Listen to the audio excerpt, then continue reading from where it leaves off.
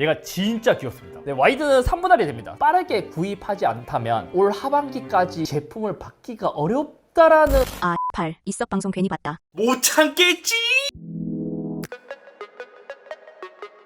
안녕하세요, 이스비입니다. 드디어 2026년 7월 20일 삼성의 하반기 신제품 폴드 8, 폴드 8 울트라, 플립 8, 워치 9, 워치 울트라 2가 새롭게 공개되었습니다. 거기서 저도 빠르게 제품을 대여받았고 하나씩 모두 살펴보려고 하거든요. 근데 플립은 이번에 대여를 안 해줬더라고요. 생각해보면 S26 때 그렇고 이제는 엑시노스가 들어간 모델은 대여를 안 해주는 게 국룰인 것 같아요. 어차피 저는 다 사니까 나중에 그거는 따로 리뷰해보도록 하고, 오늘은 가장 많은 분들이 관심 있어 할 만한 기존에 없었던 완전 새로운 라인업 와이드 형태의 폴더블인 삼성 갤럭시 Z 폴드 8 첫인상을 살펴보려고 합니다. 참고로 이번에 아시는 분들은 아시겠지만 이번에 네이밍이 되게 많이 복잡해졌습니다. 새로운 와이드 형태의 폴드가 폴드 8이라는 명식이 되었고요. 기존에 폴드 7의 후속은 폴드 8이 되어야 하지만 폴드 8 울트라로 바뀌었습니다. 그럼 디자인부터 살펴보자면 얘는 완전 새로워진 폴더블 비율이에요. 왼쪽에 있는 게 폴드 8 울트라, 오른쪽이 폴드 8이거든요. 보면 완전 비율이 다르죠. 형태가 기존보다도 세로가 짧아지고 가로가 더 넓어진 형태이거든요. 공교롭게도 9월에 출시된 아이폰의 첫 번째 폴더블도 이 와이드 형태의 폴더와 거의 비슷한 비율을 가졌습니다. 어쩌면 삼성도 그렇고 애플도 그렇고 이 비율이 잘 팔리잖아요. 그러면 삼성에서도 얘를 메인으로 더 밀지 않을까 싶기도 해요. 아무튼 이렇게 이제 형태가 완전 달라졌다 보니까 첫인상은 진짜 귀엽습니다. 너무 귀여워서 미칠 정도예요. 요즘 스마트폰이 다 세로로 길다 보니까 한 손에 쏙 들어오는 느낌은 아니었잖아요. 근데 와이드 폴드는 한 손으로 그냥 완전 쏙 들어오는 비율이라서 눈으로 딱 보면 다들 귀엽다고 할 거예요. 보통 울트라는 좀 너무 이제 나이층이 있는 듯한 아저씨 같은 그런 느낌이 들었다면 폴드 8은 젊은 여성분들도 끌릴만한 비율이지 않을까 싶더라고요. 얘 진짜 컴팩트하다 보니까 휴대성이 진짜 좋아요. 주머니에 넣어도 크게 부담이 없었거든요. 얘가 폴드 8입니다. 폴드 8. 폴드 8이고 폴드 8 울트라. 둘 다 잘 안 보이나? 그 다음에 S26 울트라. 얘는 이만큼. 근데 폴드 8은 이런 느낌. 사이즈는 우리한테 익숙한 여권 사이즈랑 거의 비슷합니다. 지금 왼쪽에 신여권, 오른쪽이 폴드 8이거든요. 이렇게 겹쳐놓고 봐도 여권이 조금 더 가로로 더 커요. 세로는 거의 비슷하죠. 아니 심지어 여권을 완전 안 누르고 그냥 옆에서 비교해보잖아요. 접었을 때 두께도 거의 비슷한 느낌이에요. 물론 얘를 꾹 누르면 거의 반개 정도 되는 두께거든요. 두께 같은 경우에는 얘가 펼쳤을 때 기준으로 보자면 4.5mm입니다. 근데 이것도 진짜 일반 스마트폰에 비해서는 진짜 엄청 얇지만 전작인 폴드 7, 폴드 8 울트라랑 비교하면 그거보다는 조금 더 두꺼운 수치입니다. 근데 이 자체만으로도 사실 엄청 얇기는 해요. 어쩌면 여기서 울트라보다 한 단계 아래 라인업이다라는 걸 보여주는 거기도 하고요. 요즘 폴더블 진짜 얇기는 얇다. 또 제가 이제 간단하게 사용해봤을 때는 그런 느낌이 있었습니다. 기존 폴드 같은 경우에는 이렇게 손으로 잡잖아요. 볼륨 버튼 위치가 이제 엄지손가락에 딱 요 정도의 사이즈가 되고, 폴드 8으로 오게 된다면 비율상 버튼이 아래로 좀 내려와 있습니다. 그래서 우리가 단순히 이론적으로 봤을 때 버튼 위치가 이제 쏙 들어오는 이제 컴팩트한 사이즈가 되다 보니까 이게 누르기가 좀 쉬워야 될 것 같은 느낌이거든요. 근데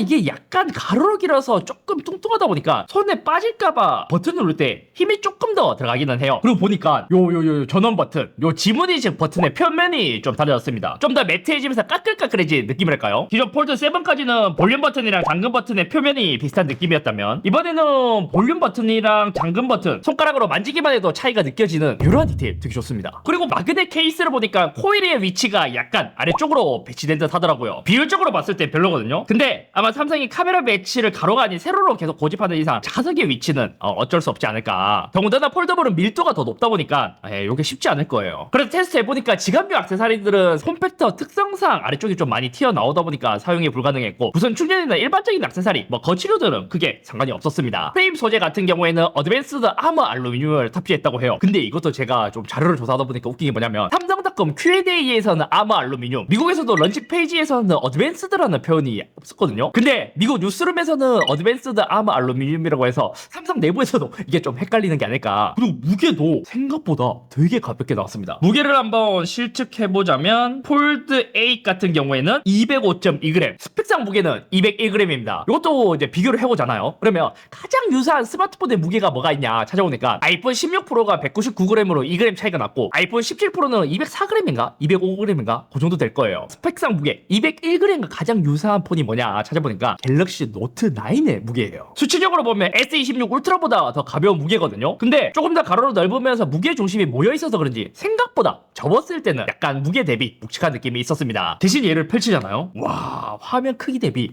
진짜 가벼워요. 컬러 같은 경우에는 라벤더, 그라파이트, 크림 이렇게 세 가지 컬러로 출시되고 피스타치오 컬러는 삼성닷컴 전용 컬러라고 합니다. 디스플레이는 커버 같은 경우에는 5.5인치 10대 16 비율을 탑재했고 울트라는 6.5인치로 화면 사이즈 크기가 있어요. 근데 와 디스플레이가 진짜 귀엽습니다. 마치 예전에 옵티머스 뷰를 쓰는 듯한 느낌이 들기도 하지만 얘가 폴드 8 울트라랑 비교하잖아요. 그럼 오히려 가로로 넓으니까 일반 스마트폰의 느낌이 더 나면서도 귀여우면서도 쓰기에 더 적합한 느낌이에요. 여기서 폴드 8을 쓰다가 지금 딱 이 비율을 봐요. 그 다음에 폴드 8 울트라를 딱 잡잖아요. 옛날에 초콜릿 폰 잡는 느낌이잖아요. 물론 지금 또 이제 예전에 비해서는 가로로 많이 넓어졌기 때문에 사용성에 있어서는 뭐 크게 아쉬움이 없긴 한데 요거를 보다가 요거를 보면 오히려 컨텐츠를 보기에는 얘가 더 적합한 느낌이 나더라고요. 여기서 이제 S26 울트라로 오면 야 폴드 8 보다가 이거 보니까 세로로 너무 길어 보이는데요. 또 메인 같은 경우에는 4대3 비율 7.6인치 디스플레이가 들어갔습니다. 폴드 8 울트라는 8인치라서 약 0.4인치 더 작은 수치이긴 해요. 폴드 7 대비 이제 밝기 한 15%더 증가했나? 3000니트까지 올라갔다고 합니다. 스펙상 전면 디스플레이도 유리가 바뀌었더라고요. 전면은 코닝 고르라 글래스 세라믹 3로 폴드 7에 있었던 2보다는 조금 더 좋아졌고 여기서 낙하랑 깨짐 내성이 더 좋아졌다고 해요. 후면은 비터스트로 기존과 동일하고요.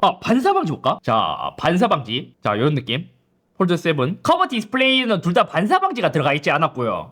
내부 같은 경우에는 확실히 메인은 반사 방지가 적용됐습니다. 유리 자체에 들어간 S26 울트라의 반사 방지는 요 정도입니다. 요 정도. 확실히 S26에 들어간 반사 방지가 더 좋기는 하지만 폴드 7과 비교하면 확실히 차이가 좀 커요.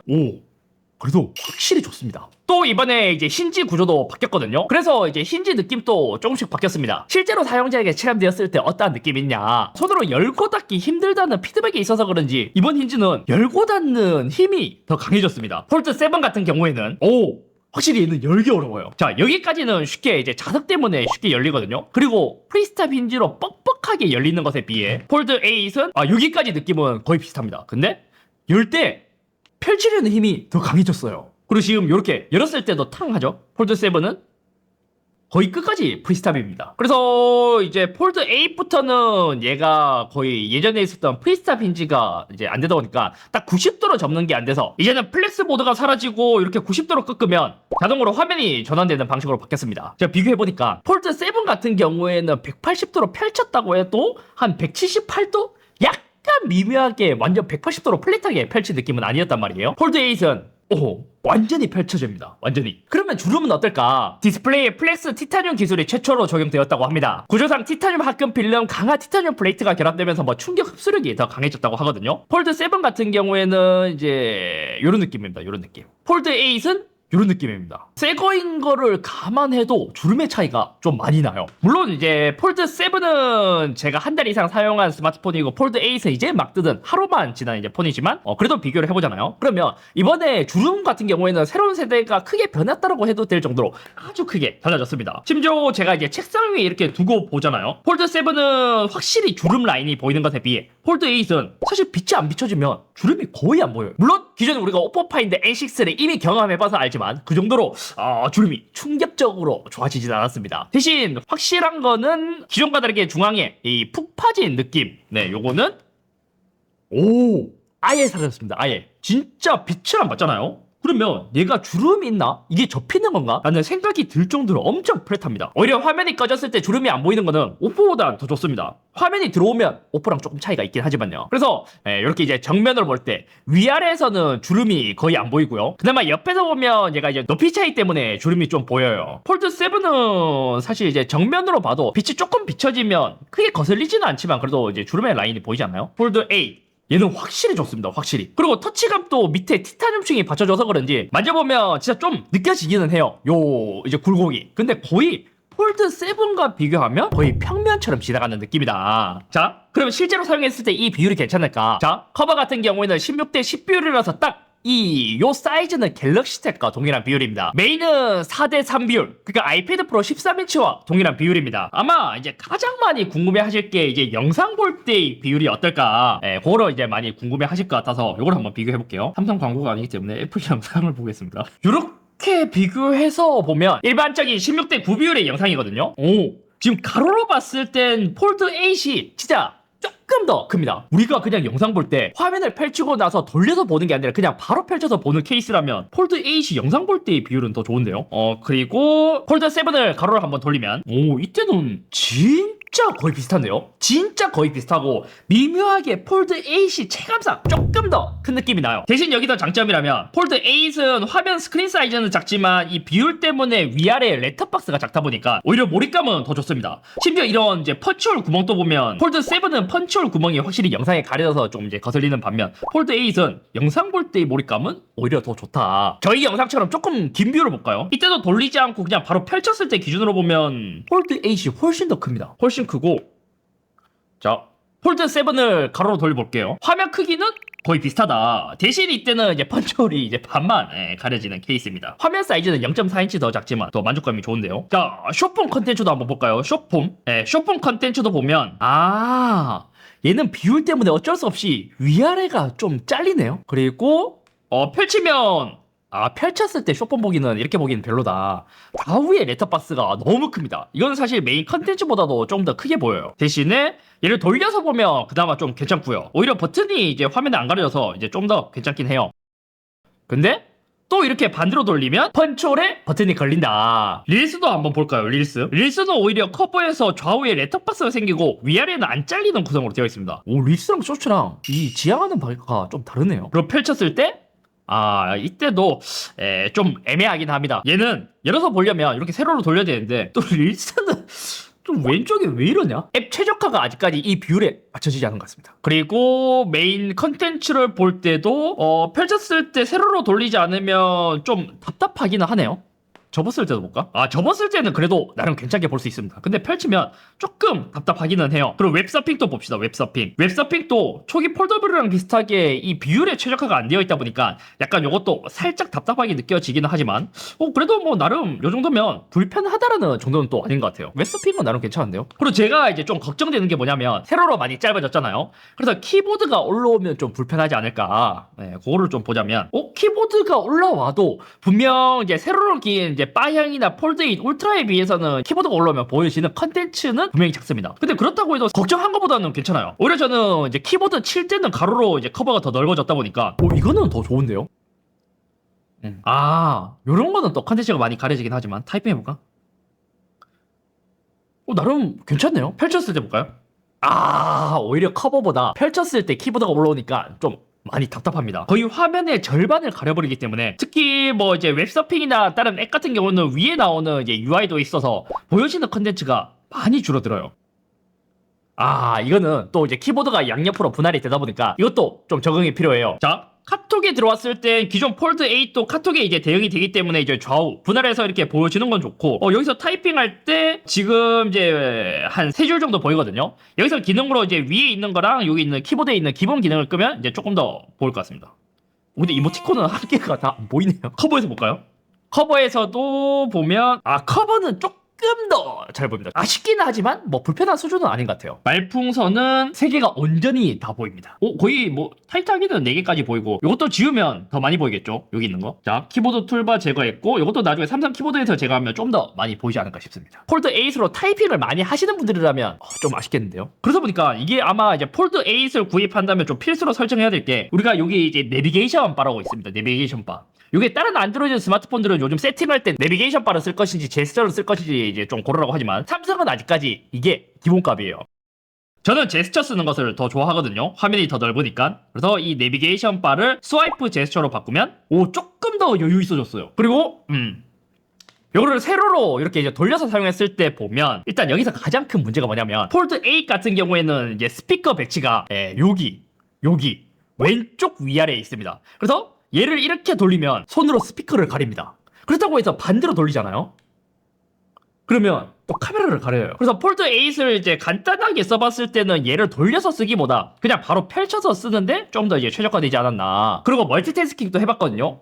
특이하게 트라이폴드 때처럼 세로 3분할 화면도 가능했습니다. 폴드 8 울트라는 불가능했고요. 근데 이게 가능은 하지 화면 크기상 막 편하게 쓰는 화면은 아니다. 이북도 한번 볼까요? 이북? 오히려 책 볼 때 커버에서 되게 괜찮네? 가로로 기니까? 이렇게 들고 다니면서 책 볼 때 비율이 좋네? 커버가? 가로로도 열어볼까요? 가로로 보면 약간 위아래가 답답하긴 하지만 그래도 나름 괜찮아요. 자, 만화도 한번 보겠습니다. 만화. 만화 볼 때도 커버가 기가 막힌데요? 한 장을 그냥 딱 보기에 딱 좋습니다. 물론 위아래가 조금 남긴 한데 딱 적당해요. 이게 기가 막히네. 자, 그럼 메인에서의 경험은 또 어떨까? 우와, 만화책이 질이네? 진짜 만화책이 죽입니다. 이거 만화책 좋아하는 사람들은 사고 싶겠는데요? 영상 보는 것보다 만화책 볼 때의 만족감이 훨씬 더 좋습니다. 심지어 저는 만화책을 많이 보는 유저가 아닌데도 이 비율에 그냥 최적화요, 최적화. 잠깐! 첫 달 으로 휴대폰 보험을 가입할 수 있다고? 주인장도 직접 쓰고 있는 휴대폰 보험이라고? 놀랍다. 아 뭐야 광고잖아. 혹시 스킵하셨나요? 그럴 줄 알고 지금부터 멘트 들어갑니다. 잡았죠? 카카오페이 휴대폰 보험을 가입하시면 하나, 또 하나, 여기에 하나 더. 눈 돌아가네 정말. 여기서 끝이 아니다. 갤럭시 노트 파손 보장 5년 확대. 요새 폰 가격 오지게 비싸서 어차피 5년 쓸 생각이었는데 잘 됐네요. 왜 카카오페이 손해보험 휴대폰 보험을 쓰는지 한 유튜버에게 물어봤습니다. 일단 자부담한테 10%를 선택할 수 있다는 게 마음에 들었고요. 아니, 제가 성격이 진짜 겁나 급한데요. 이 보험은 카톡 안내대로 신청하자마자 진짜 바로 거의 5분 만에 보험사 심사 즉시 보험금을 꽂아주더라고요. 제가 성격이 진짜 급하거든요. 이게 너무 마음에 들었어요. 와, 진짜 성격 급한가 봐. 휴대폰 살 건데 내구성이 걱정이라면, 비싼 폰에는 보험을 들어야 직성이 풀린다면, 폰 자주 떨구는 덜렁이라면, 휴대폰 보험 고민될 땐 카톡에서 카카오페이 손해보험 휴대폰 보험을 검색해보세요. 우와, 나도 한번 찾아볼까? 아까 이야기했던 스피커, 폴드 8 스피커가 위쪽에 하나, 반대쪽에 하나, 이렇게 두 개가 탑재되어 있습니다. 근데 이게 완전 별로입니다.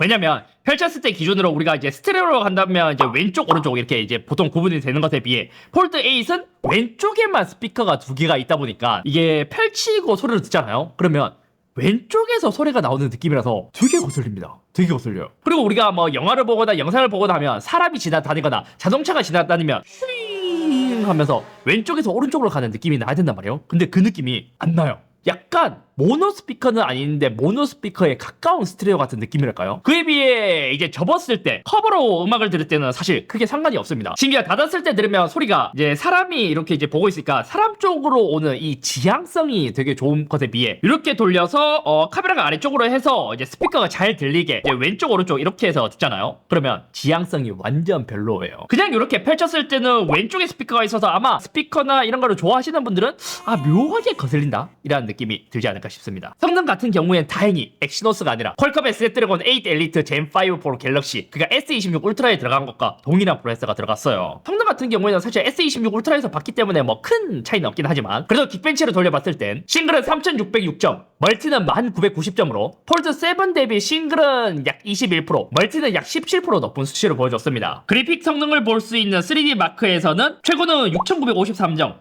최저는 3584점, 안정성 51.6%예요. 이거를 폴드 7이랑 비교했을 때 최고는 약 18%, 최저는 3% 더 높았고요. 안정성은 약 7.3%포인트 더 낮았습니다. 게임 테스트도 해봤습니다. 마비노기 모바일을 30분간 플레이했을 때 평균 프레임은 46.7프레임으로 전작 폴드 7에 비해 약 19.1% 더 증가했더라고요. 하위 5%는 37.6프레임으로 약 22.9% 더 증가했습니다. 이때 소비 전력도 한번 같이 체크해봤거든요. 근데 이제 평균과 피크 모두 전작 대비 더 낮게 나와서 전력은 적게 먹으면서 성능은 더 잘 나와줬습니다. 서브노티카도 마찬가지로 30분간 플레이 해봤습니다. 마비노기 때처럼 평균 하위 프레임 모두 전작 대비 더 높게 나왔고, 소비 전력은 전작 대비 평균은 약간 높게 나왔지만 피크 전력은 더 낮게 나왔습니다. 저장 공간 같은 경우에는 256, 512, 1TB 3개로 출시되고 램은 기본적으로 12기가입니다. 근데 여기서 1TB를 선택하면 램이 16기가로 업그레이드 됩니다. 근데 제가 이제 언팩을 보면서 약간 걱정된 게 뭐냐면 이 발열이 좀 생각보다 쉽지 않지 않을까. 왜냐면 프로세서 자체도 이번에 열이 많기로 유명하기도 하고, 또 얘는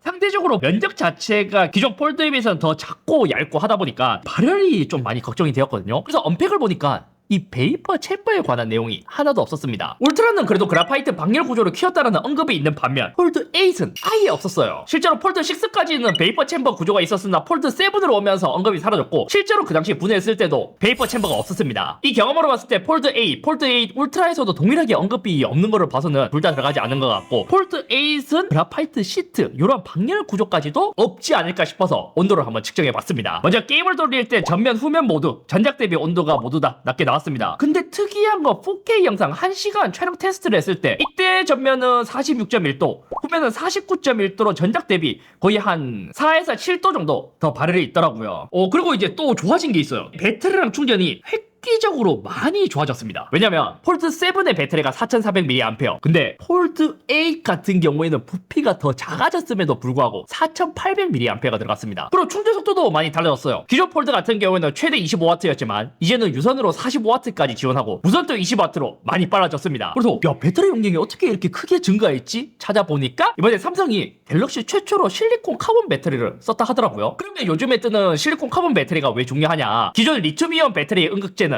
대부분 흑연을 사용합니다. 근데 이것의 일부분을 실리콘으로 바꾸는 게 실리콘 카본 배터리예요. 쉽게 설명하자면 실리콘 같은 경우에 흑연보다 더 많은 리튬을 저장할 수 있거든요. 그래서 같은 크기라도 실리콘 카본 배터리는 더 많은 용량을 쓸 수 있게 되는 거고요. 대신 실리콘 카본 배터리의 단점도 있습니다. 그 단점이 뭐냐면 충방전을 하면서 최대 약 한 300%까지 팽창할 수 있다. 그리고 충방전을 많이 하면 할수록 수명도 빨리 닳는다는 단점이 있습니다. 아무튼 이거는 잡소리이고 실리콘 카본 배터리가 들어가면서 더 밀도 있게 용량을 더 늘릴 수 있게 되었습니다. 그래서 배터리가 얼마나 좋아졌을지 궁금해서 약 한 3시간 정도 4K 영상 스트리밍 테스트를 해봤습니다. 배터리는 100%부터 시작해서 폴드 7은 68%가 남았고요. 폴드 8은 78%가 남아있었습니다. 아무래도 폴드 8의 화면 크기가 더 작기도 하고 배터리도 더 많이 들어가 있다 보니까 이 정도의 차이가 나는 것 같아요. 카메라 같은 경우에도 되게 재밌습니다. 폴드 8 같은 경우에는 망원 카메라가 없는 듀얼 카메라 구성이에요. 아마 이게 망원 카메라를 넣기에는 이 작은 공간 안에 많은 것을 넣어야 하다 보니까 그게 망원 카메라를 선택할 것이냐 배터리를 선택할 것이냐, 삼성에서는